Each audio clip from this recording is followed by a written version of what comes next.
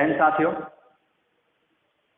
आप सबों का बहुत बहुत स्वागत है। फिर से एक नए सीरीज में हम लोगों ने शुरू किया है अभी कॉन्स्टिट्यूशन, संविधान को।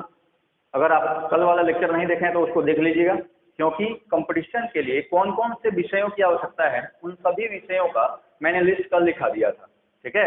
या फिर आप कल के लेक्चर वाले PDF में जाकर के वहाँ से आप जो है सो देख सकते हैं कि क्या क्या आपको देखने को सिखाया गया था, क्या क्या पढ़ाया गया था।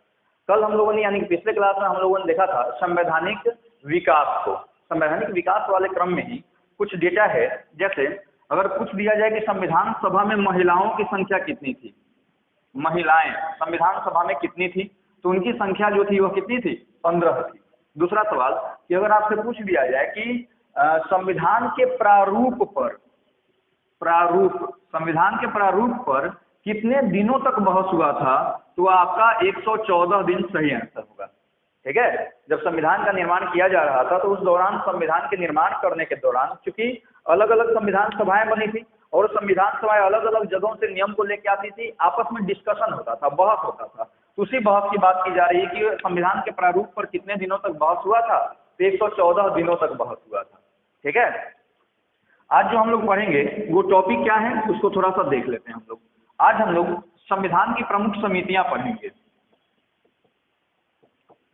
संविधान की प्रमुख समितियां,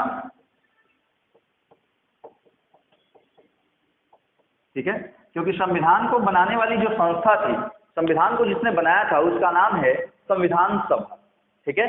और संविधान सभा में जो सदस्य थे उन सभी सदस्यों को छोटे छोटे ग्रुप्स में, छोटे छोटे टुकड़ों में बांट दिया गया था। इसको ऐसा समझिए, मान लेते हैं कि कोई बड़ा यज्ञ घर में करना हो, जैसे शादी विवाह हो गया, और शादी विवाह हो गया तो आप देखिए कार्ड वगैरह बहुत सारे रिलेशन में जाते हैं, रिलेशन के लोग आते हैं उस विवाह में भाग लेने के लिए, लेकिन केवल मकसद उनका रिलेशन वाले लोगों को बुलाने का मकसद केवल ये नहीं होता है कि विवाह देखें, मकसद ये भी होता है कि चूंकि एक बहुत बड़े पैमाने पे बड़ा यज्ञ होने वाला है, इसमें सभी थोड़ी थोड़ा अपना कंट्रीब्यूशन दे, अपना हाथ बटाए, ठीक है।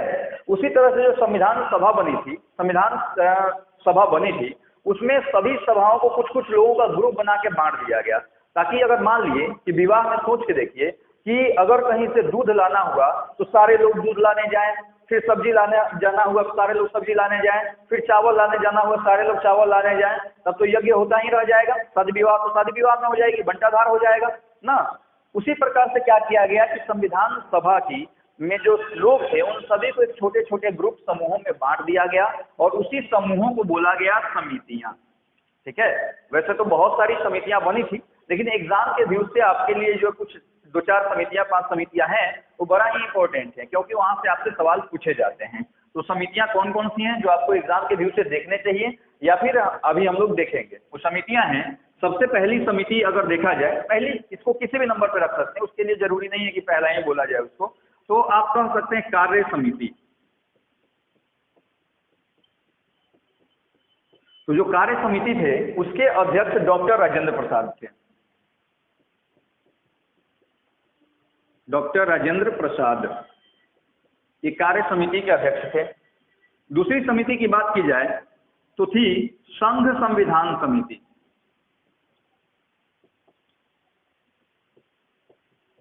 संघ संविधान समिति, अगर इसका अध्यक्ष देखा जाए तो इसके अध्यक्ष थे कौन, पंडित जवाहरलाल नेहरू।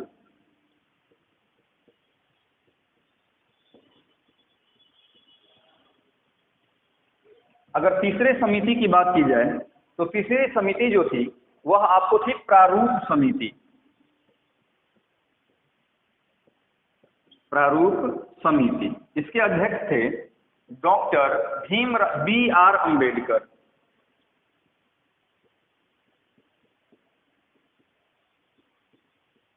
Doctor B.R. अम्बेडकर। वैसे तो अगर आपको बोला जाए कि डॉक्टर B.R. अम्बेडकर का फुल फॉर्म बताइए तो आप बताइएगा डॉक्टर भीमराव अम्बेडकर, लेकिन डॉक्टर B.R. अम्बेडकर का फुल फॉर्म जो होता है वह यह होता है डॉक्टर भीमराव रामजी अम्बेडकर।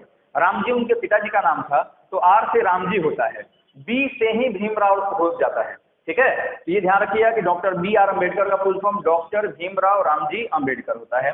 यहाँ से कुछ सवाल पूछे जाते हैं, जैसे आपसे अगर पूछ दिया गया कि प्रारूप समिति में कुल सदस्यों की संख्या कितनी थी, तो अगर प्रारूप समिति में कुल सदस्यों की संख्या पूछता है तो उसमें अध्यक्ष को इंक्लूड कर दिया जाता है, यानी कि प्रारूप समिति में कुल सदस्यों की संख्या जो थी वह 7 थी।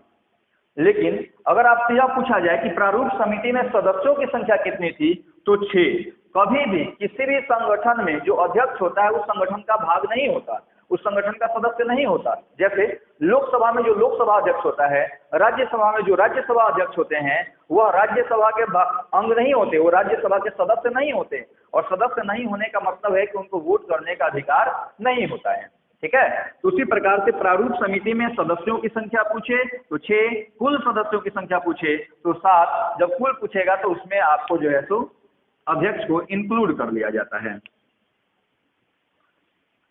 चौथा अगर हम बात करें तो झंडा समिति।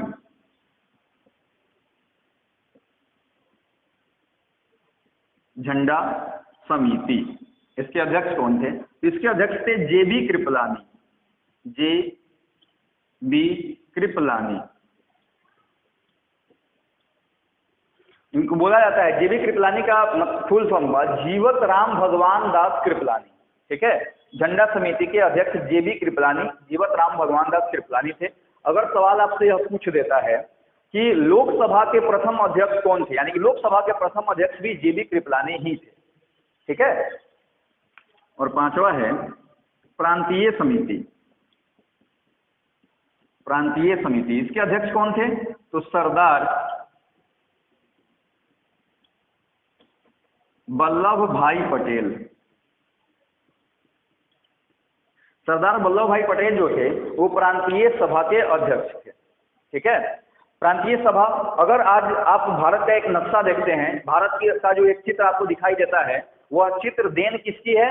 तो सरदार वल्लभ भाई पटेल की ही देन है। सरदार वल्लभ भाई पटेल के कारण ही आज हम लोग भारत का इतना बड़ा साम्राज्य देखने को मिलता है, हमको देखने को मिलता है। लेकिन सरदार वल्लभ भाई पटेल का वास्तविक नाम सरदार वल्लभ भाई पटेल नहीं था, इनका नाम जो था वह वल्लभ भाई पटेल था, लेकिन सरदार की उपाधि इनको मिली है ना। इनको सरदार की उपाधि किसने दिया? तो गुजरात में एक जगह है बारदोली, वहां पे बारदोली आंदोलन हुआ था 1918 में। तो उसी दौरान चूंकि उस आंदोलन के नेतृत्वकर्ता जो थे वो वल्लभ भाई पटेल थे, तो बारदोली की महिलाओं ने सरदार वल्लभ भाई पटेल को एक उपाधि दे दिया, और उसी उपाधि के कारण इनका पूरा नाम हो गया सरदार वल्लभ भाई पटेल। ठीक है, ये आप ध्यान रखेंगे। ये समितियां थी, समितियां जो है सो आपको कार्यरत थी। इन समितियों को आप ध्यान रखिएगा, क्योंकि यहीं से रिलेटेड सवाल आपसे पूछे जाते हैं, या फिर जो मैंने बताया है वो सवाल आपसे जो है पूछे जाते हैं। ध्यान रखिएगा, जो पीडीएफ होगा उसमें ये तो लिखा नहीं हुआ होगा, नीचे थोड़ी सी जगह छोड़ी गई होगी, इसमें हम कुछ बात आपको समझाए हैं। उन बातों को आप वीडियो को सुन करके क्या करेंगे, लिख लेंगे, तो आपके हक में रहेगा, आपके लिए फायदेमंद रहेगा।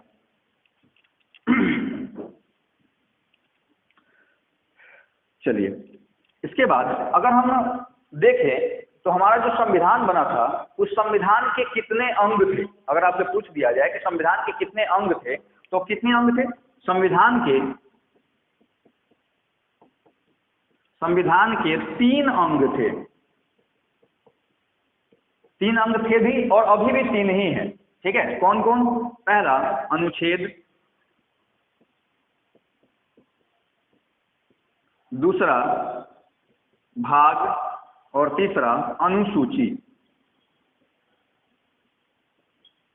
ठीक है, ये अनुसूची, ये 3 अंग हैं किसके? संविधान के। ठीक है, संविधान के 3 अंग हैं, अनुच्छेद, भाग तथा अनुसूची। अगर हम बात करें कि मूल संविधान में, मूल संविधान का मतलब होता है कि 26 जनवरी 1950 को जो संविधान मिला था हमको, जो संविधान को लागू किया गया, उसको मूल कहा जाता है। तो मूल, और यहाँ पे लिख लीजिए वर्तमान। यानी मूल संविधान में अनुच्छेदों की जो संख्या थी वह 395 थी, भाग की जो संख्या थी वह कितनी थी? 22 थी, और अनुसूचियों की जो संख्या थी वह कितनी थी? तो 8 थी। ठीक है, आज के टाइम में भी मूल संख्या जो है इन दोनों का सेम टू सेम है, इन दोनों के मूल संख्या में कोई बढ़ोतरी नहीं हुआ है, लेकिन वर्तमान में अनुच्छेदों की संख्या बढ़ करके 477 प्लस हो गई है। हालांकि मूल संख्या आज भी कितना है? 395 ही है। जैसे ए बी सी करके जोड़ा गया। जैसे 21 का ए 86वें संवैधानिक संशोधन द्वारा 2002 में जोड़ा गया, जबकि इसके पहले 21 था, उसके बाद 22 था।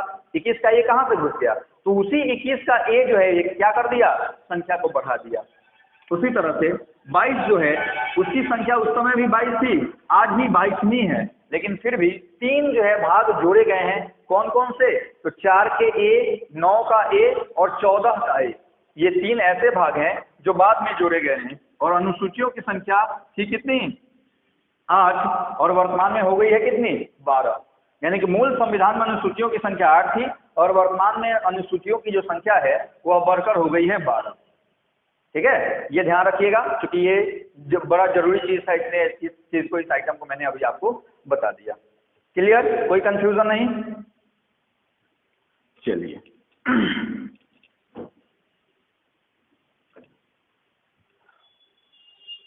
आज के लेक्चर को रहने देते हैं यहीं पे।